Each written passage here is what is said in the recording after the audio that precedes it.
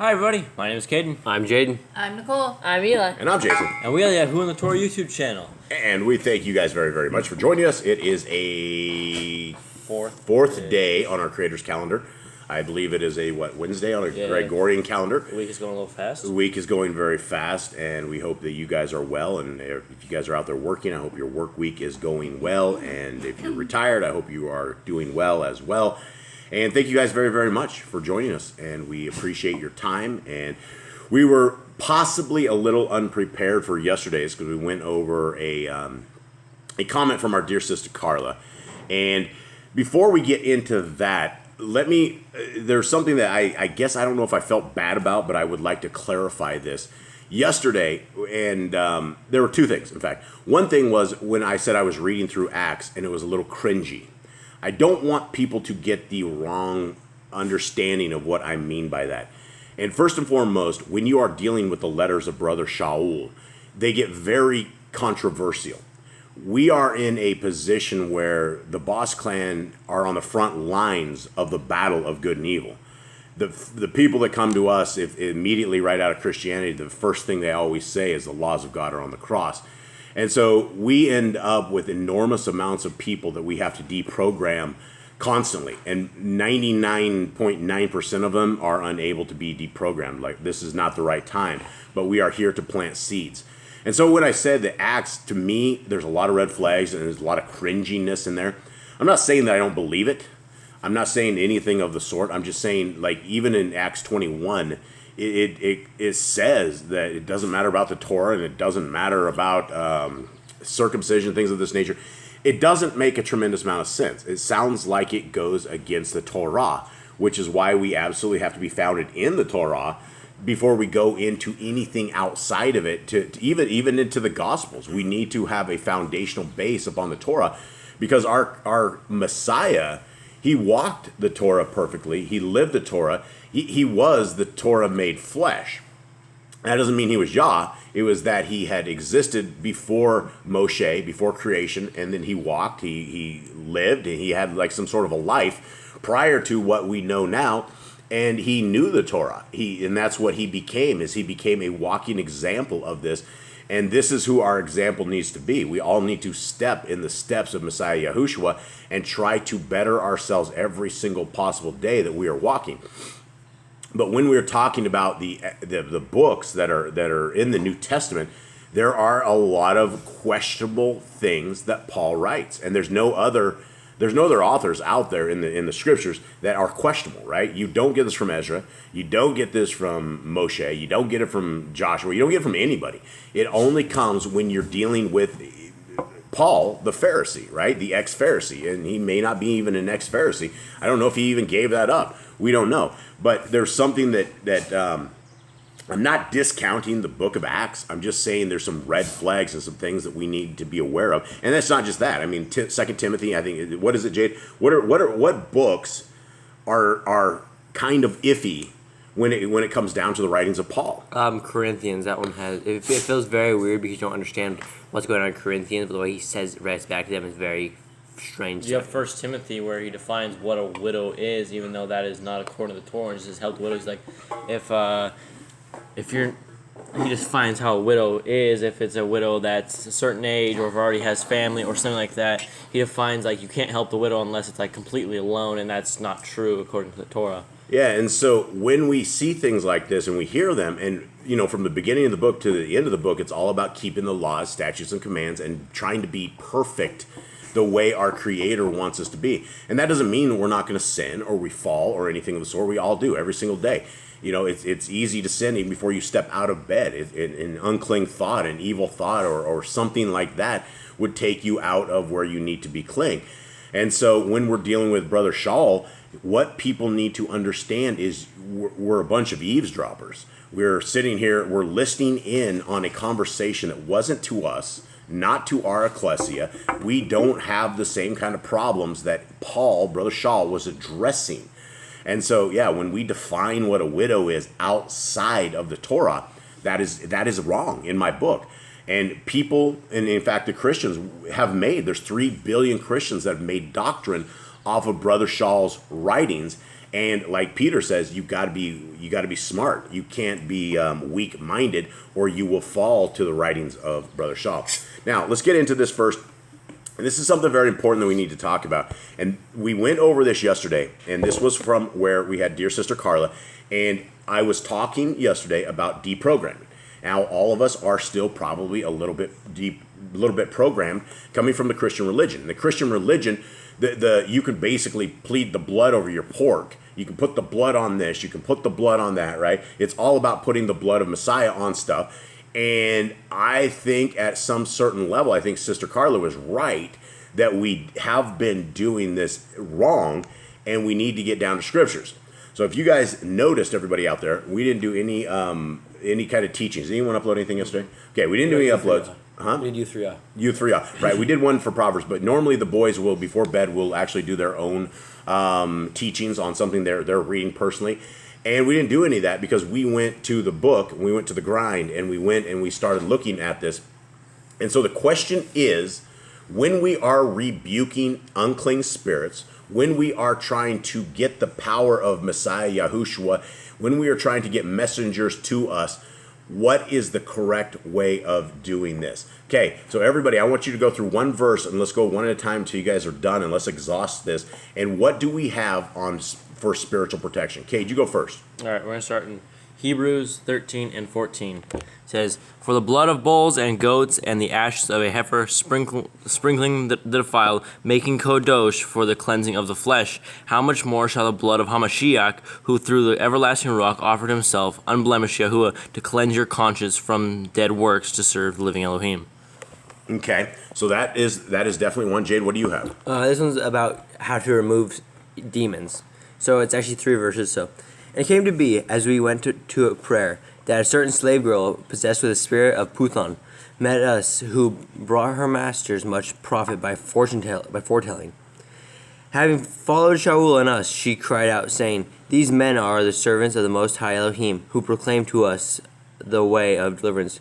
And she was doing this for many days. But Shaul, greatly annoyed, turned and said to the spirit, I command you in the name of Yehoshua HaMashiach to come out of her. And it came out that same hour." Okay, so that was a great example right there. I command in the name of Messiah Not Yahushua the blood, to come but out. in the name. Yeah, not the blood. Okay, Nicole, do you have anything?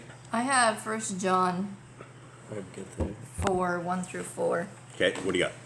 "Beloved ones, do not believe every spirit, but prove the spirits whether they are of Elohim, because many false prophets have gone out into the world. But this is, the spirit of Elohim. Every spirit that confesses that Yehoshua Messiah has come in the flesh of Elohim, and every spirit that does not confess that Yehoshua Messiah has come in the flesh is not of Elohim. And this is the spirit of the anti-Messiah, which you heard is coming and is now already in the world. You are of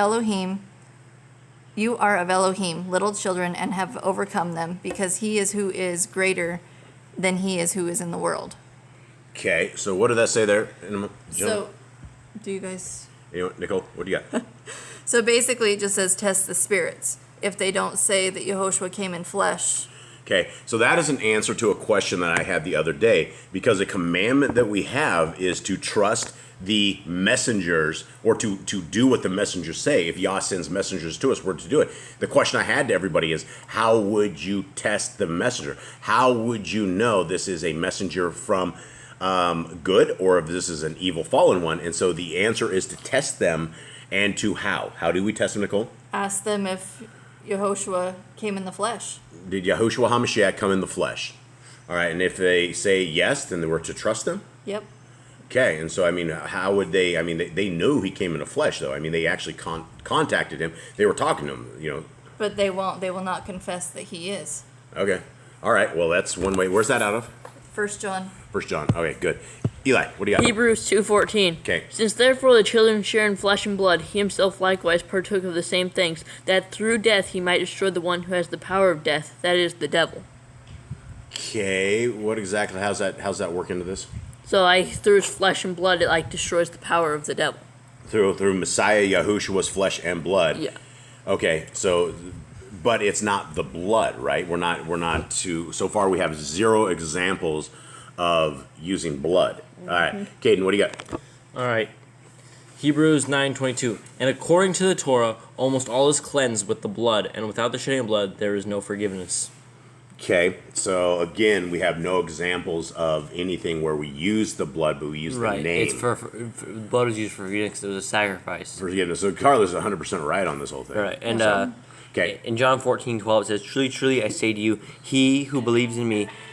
Sorry, guys. Hold on, guys. All right. Sorry, folks. All right. So Okay, start over again. Truly, truly, I say to you, he who believes in me, the works that I do, he shall also do, and greater than these he shall do, because I go to my Father. And whatever you ask in my name, that I shall do, in order that the Father might be esteemed in the bend. So this is basically, he just done a whole bunch of miracles and casting out demons. He goes, you can do these as well if you believe my name. If you whatever you ask in my name, you will be able to do. Okay. Yeah. That's how you rebuke demons, is use the name of YHWH. Yeah. Beautiful. Okay, Nicole, you have something? Luke 10:19. This isn't like a normal version that we read out of, so I don't know. But it says, "Behold, I have given you authority to tread on serpents and scorpions, and over all the power of the enemy, and nothing shall hurt you." Okay. That's good. All right. So that's probably Mashiach's name. Eli, what do you have? Alright, so I don't have anything about demons either, but in him we have redemption through the blood, the forgiveness of our trespasses according to the riches of his grace. Okay. Ephesians 1:7. So that confirms a lot of exactly what Carlos was talking about. Okay. Cade, what do you got? I think that's all I have. There's one other in Revelations where it talks about how the people were cleansed in the blood of the Lamb, how their robes were turned white in the blood of the Lamb. That's Revelation 7, right? Yeah. Right. Okay. Jay, do you have anything else? Yeah, so in Matthew 17:18 says, "And Yehoshua rebuked the demon, and it came out of him, and the child was healed from that hour." So basically, he just rebuked the demons, and they left. Rebuke the demon, but he's the son of the Creator. But everyone after him used his name when they were casting out demons, like Peter and Paul. They always said in the name of Yehoshua HaMashiach, "Be gone from this person, flee from this person, or go back to where you came from," something like that. Okay, Nicole, do you have anything else? No. No, once to say they used the blood, it's just they used his name because his name has power. Right. No, and so I guess this is the power of us having a little ecclesia like this, and we are. I guess I wouldn't say that we're teachers by any means. We are a family that is sitting here reading with you guys, and so if anything, I guess we're reading mates, all of us, the family out there. You guys are reading with us, and so this is the conclusion that we have come to, that we absolutely did have it wrong. We did have programming still set up into us, and we don't need to plead the blood. However, being said that, there have been times in the past when Nicole and I, when things have happened, right? One time, I'll tell you, I was in a dream. And I was fighting a demon, and the demon grabbed me and got a hold of me, and I was sitting there screaming. And this may be the sign. I was actually screaming the name of Yahushua HaMashiach and using the blood. The demon grabbed a hold of me and actually got a hold of me, and it freaked me out. I bolted up out of bed. And I'm not scared of the dark, never have been, but at that moment, I was real freaked out. I was real sketched out. Nicole was sitting there sleeping. It was the middle of the night, and this demon had its way with me, and I was sitting there. I was trying to unbind this thing as it was running towards me, and nothing I was saying in the dream worked, and he grabbed a hold of me, and it was as real as I could feel. But as soon as I woke up, then I'm like, I called out and I said, "Hey, I was freaked out." I said, the name of Yahushua HaMashiach, using the blood, and nothing happened past that. I was totally spooked. I'm still spooked to this day. That was only like a couple months ago, but maybe that was the sign that I was trying to do this incorrectly in the dream, and it didn't take me. And so maybe Carla's the answer to why it didn't work in the dream. And so, but we've also had other experiences where we do plead the blood. And I think if we have this wrong, our Creator is still going to take care of us. I don't think we're going to be left to the wolves based upon audio that we're saying wrong, if we're verbally saying it wrong. Our Creator loves us. He knows what's going to happen. He knows what's going to befall us. And he wants to keep us safe and sound. But as far as wielding the name of Mashiach, it's not the blood. So let's clear that up. Is everyone good and everyone clear? Yeah. All right. Sis Carla, thank you so much for that. We really appreciate that. And let's begin, and let's get into our handy-dandy split screen. All right. Thank you, everybody. Thank you. Yes, my teacup is going everywhere here. And suffer. Here we go. So we are in Numbers 24. And let's recap, because this is the second day of a cliffhanger. And so the first day we had Bilam and Balak. And Bilam is the wizard, Balak is a king, and basically the children of Yashrael are inundated. They're all over the place. They're right outside their place. They're all over the lands, and there's so many of them. This guy does not know what to do. The only thing he can do is try to curse them. Yeah, and try to have magicians attack them. Right, and so Balak had Bilam attempt to curse, and so every time that happened, that didn't work out. Yah would tell him, nope, these people are blessed. They are not cursed. I have to curse them before you can curse them. I have to allow it. I'm not allowing it. Go away. And then he basically met with an angel. Everyone knows the story of the talking donkey, I'm pretty sure. Even in Christianity, everyone hears that story. Then he goes off and he comes back to Balaam and Balak come together again. He's like, all right, build me 7 altars. They build the 7 altars. He tries it again. Yahuwah says, nope, I can't do it. And instead he actually blesses Yisrael. And he goes, I just asked you to curse them. Why are you blessing them? He goes, sorry, Yahuwah told me to say it. I have no other choice in it. He said it doesn't matter. But before he even went to this king, he told all the messengers, he's like, look, it doesn't matter if your king gives me all the silver and gold in his entire house. There's nothing that I can say against the word of Elohim that I can do it. I just can't do this. And so this evil wizard still had enough Respect, or I don't even know if it's holiness, or still had enough. I mean, he's at some level he's got to be holier than I am, because I still haven't had Yah come down and talk to me like this.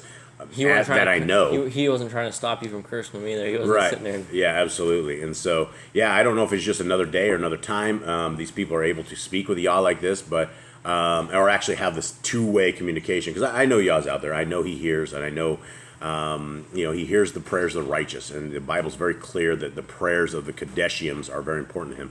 All right, so let's get into this. And so he did it twice. This is the third time, right? So we're going to head up here. All right, Numbers 24.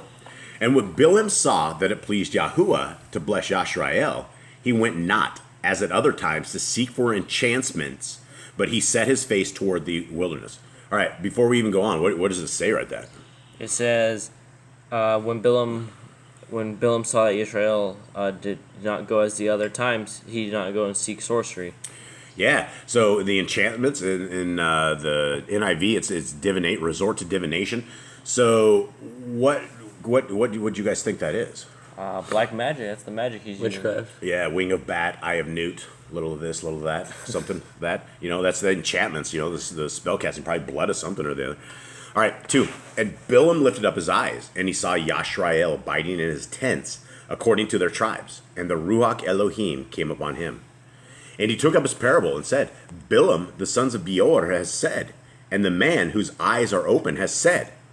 He has said, which heard the words of El, which saw the vision of El Shaddai, falling into a trance, but having his eyes open. So this guy just goes into a zombie state right in front of the king. He's staring out. He's and he starts spacing out there. talking stuff. So this is getting spooky.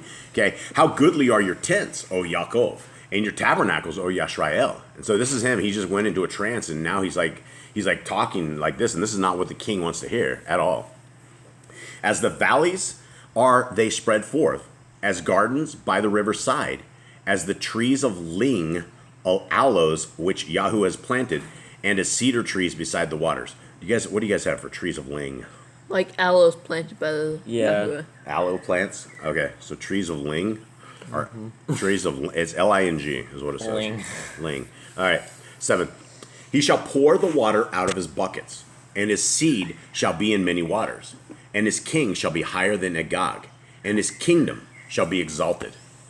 El brought him forth out of Mitzrayim, and has at it were the strength of a unicorn. He shall eat up the nations, his enemies, and shall break their bones, and pierce them through with his arrows. Okay, so a wild ox, I don't know if a wild ox is as strong as this unicorn, right? I don't think a wild ox is going to go break the bones of these things. I mean, it's going to be a big thing. You wouldn't want to be under a stampede of an ox. But I think a rhino, I've seen pictures of rhinos, and they will take like a little car. They put their horn in the car, and they toss the car. What? They will take the car. They will shake the entire car. Their horn goes right through the side of it. Yeah, big horn. It's a huge horn. And so I think they're really talking about rhinos, not unicorns. All right. 9. He couched, he lay down as a lion, and as a great lion, who shall stir him up? Blessed is he that blesses you, and cursed is he that curses you.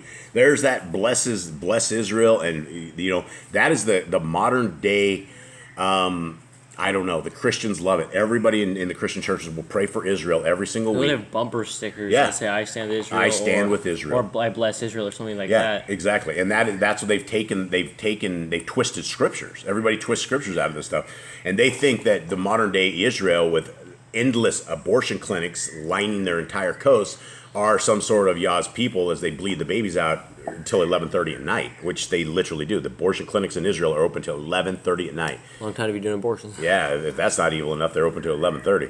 Yeah, who's there at 11:30? All right. And Balak's anger was kindled against Bilam, and he smote his hands together. And Balak said unto Bilam, I called you to curse my enemies, and behold, you have altogether blessed them these 3 times. Therefore now flee to your place. I thought to promote you unto great honor, but lo, Yahuwah has kept you back from honor. And Bilam said unto Balak, Spoke I not also to your messengers, which you sent unto me, saying? And again, this is like Yoda. Did I not also speak to your messengers, who you sent to me, saying? Yeah, spoke I not you also to your messengers? Okay, if Balak would give me his house full of silver and gold, I cannot go beyond the commandment of Yahuwah to do either good or bad of my own mind, but what Yahuwah says, that will I speak. And now, behold, I go unto my people. Come therefore, and I will advertise what this people shall do to your people in the latter days. This is definitely not what the king wants to hear. And he took up his parable and said, Bilam, the son of Beor, has said, and the man whose eyes are open has said, he has said, which heard the words of El, and knew the knowledge of El Elyon, which saw the vision of El Shaddai, falling into a trance, but having his eyes open. There he's going creep mode again. I shall see him, but not now. I shall behold him, but not nigh. There shall come a star out of Yaakov, and a scepter shall rise out of Yashrael, and shall smite the corners of Moab, and destroy all the children of Sheth. And Edom shall be a possession.